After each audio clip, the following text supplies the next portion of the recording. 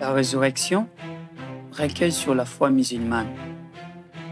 Cette présentation sur la résurrection est orientée vers le Coran et sa première partie était constituée de l'introduction et du chapitre 1er, l'essence de la résurrection. Dans le chapitre 1er, nous avons démontré qu'il existe deux types de morts, la mort physique et la mort spirituelle. Ce dernier nous a séparés d'avec Dieu et par conséquent, nous n'avons pas accès à la vie éternelle et spirituelle avec Dieu. Maintenant, nous devons chercher à comprendre la manière par laquelle nous pouvons être ressuscités. Chapitre 2. Le principe de la résurrection. Ta création et ton élévation sont comme une seule âme. Nous pouvons changer vos goûts et vous faire grandir à nouveau d'une manière que vous ne connaissez pas. Vous aviez connu le premier cru, alors pourquoi ne vous souviendrez-vous pas? Le processus de résurrection est le processus de récréation et par conséquent doit suivre le principe de la création. En appliquant ces principes à la résurrection, nous les appelons le principe de la résurrection. Il y a trois grands principes qui régissent le phénomène de résurrection.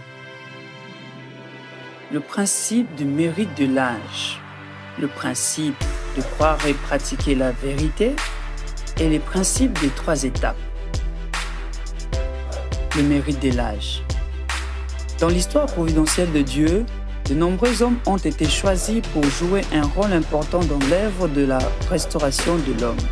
Même s'ils n'ont pas pu accomplir une restauration complète, leurs efforts sincères et leurs réalisations sont devenus une partie du fondement sur lequel Dieu a pu ressusciter l'homme. À chaque époque, nous héritons de fondations posées par ceux qui nous ont précédés, progressant ainsi vers des niveaux supérieurs. Aujourd'hui, nous sommes en mesure de récolter les bénéfices de tous ceux qui ont travaillé pour Dieu avant nous. Croire et pratiquer la vérité. Lorsque nous croyons et pratiquons la vérité que Dieu continue de nous révéler, nous pouvons grandir spirituellement et ressusciter. Celui qui délie les vents apporte la bonne nouvelle devant sa miséricorde, jusqu'à ce que lorsqu'ils sont chargés de lourds nuages, nous les chassons vers une terre morte et avec cela faites descendre de l'eau et produisez avec elle tous les fruits. De même, nous ferons sortir les morts. Heureusement, tu te souviendras. Il était envoyé vers le bas sur vous l'eau du ciel pour vous purifier ainsi et ôter de toi la souillure de Satan. L'eau est la vérité de Dieu qui fait renaître les morts. Comme l'eau doit être absorbée et utilisée pour réellement faire revivre la terre, la vérité doit être absorbée et actualisée par l'homme déchu afin qu'il puisse renaître et ressusciter. Le principe de trois étapes. Les trois étapes de la croissance deviennent les trois étapes de la résurrection dans la providence de la résurrection. Les trois étapes sont formation, croissance et achèvement. L'âge d'Adam à Abraham était la période nécessaire pour jeter les bases de la résurrection, qui a été achevée par la famille d'Abraham. Deux branches de l'histoire providentielle de Dieu se sont développées à partir de la famille d'Abraham, à travers les descendants de ses deux fils, Ismaël et Isaac. Le premier développement s'est fait par les descendants du fils d'Isaac, Jacob. Les 12 fils de Jacob sont devenus les 12 tribus qui, sous Moïse, sont devenus la nation d'Israël. Le travail de tous les prophètes au cours de 2000 ans après Jacob a posé les fondations pour Jésus et a permis à l'homme de grandir à travers l'étape de la formation. Lorsque l'homme meurt à ce stade, il entre dans le monde des esprits en tant qu'esprit de forme et habite au niveau des stades de formation du monde des esprits. Jésus a apporté une vérité plus profonde et a permis à l'homme de ressusciter au stade de la croissance.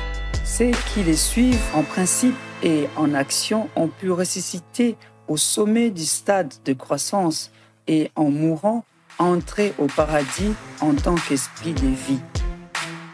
Les sacrifices de tous les martyrs et saints chrétiens ont jeté les bases du troisième Adam, qui ouvra l'étape d'achèvement en établissant le royaume des cieux sur la terre. Le paradis dans le monde des esprits est resté vacant jusqu'à présent parce que le royaume de Dieu n'a pas encore été établi sur la terre. Au fur et à mesure que les gens suivent le troisième Adam jusqu'à l'étape d'achèvement, ils pourront entrer dans le ciel spirituel en tant qu'esprit divin. La deuxième histoire providentielle s'est développée parce que le royaume des cieux n'a pas été établi à l'époque de Jésus. Les descendants arabes d'Ismaël étaient tombés dans l'idolâtrie pré-abrahamique avant que Mohammed ne vienne à eux en tant que prophète. Il a jeté les bases de leur résurrection au stade de formation. Les sacrifices et les efforts de saints et croyants musulmans ont permis aux musulmans de progresser à travers l'étape de la formation en vue du troisième Adam qui sera leur moyen pour une résurrection complète. Dans la résurrection, l'homme se rapproche de Dieu, sa compréhension de Dieu s'approfondit et par conséquent sa capacité à répondre à Dieu se développe. Au stade de la formation, l'homme comprend Dieu à travers les lois. En obéissant à ces lois, nous devenons comme des serviteurs d'un Seigneur. Au stade de la croissance, l'homme doit agir avec une motivation positive en aimant Dieu et son prochain. Si l'homme s'offre fidèlement pour l'accomplissement de la volonté de Dieu, il se qualifie comme fils ou fille adoptive de Dieu. Dans l'étape d'achèvement, l'homme doit développer le cœur de Dieu et partager la perspective de Dieu. Lorsque nous devenons pleinement matures, nous pouvons remplir notre responsabilité envers Dieu en nous occupant de lui et de ses vrais fils et filles. Le troisième Adam sera le pionnier de ces chemins. Chapitre 3, le troisième Adam. Quelles sont les qualifications pour le troisième Adam? Véritable médiateur entre Dieu et l'homme, il doit satisfaire les besoins de l'un et de l'autre. Brièvement, ce sont pour Dieu, il doit accomplir la volonté de Dieu en comprenant pleinement le cœur et la situation de Dieu et en appliquant cette compréhension à la solution des problèmes du monde et à l'édification du royaume des cieux sur la terre. Pour l'homme, il doit être capable de montrer à tous les hommes la vraie manière de vivre selon la norme de Dieu. Il doit être capable de résoudre tous les problèmes humains, en commençant par les individus, puis la famille, les sociétés et la nation, de sorte que le monde entier devienne une seule vraie famille d'hommes centrés sur un seul Père, Dieu.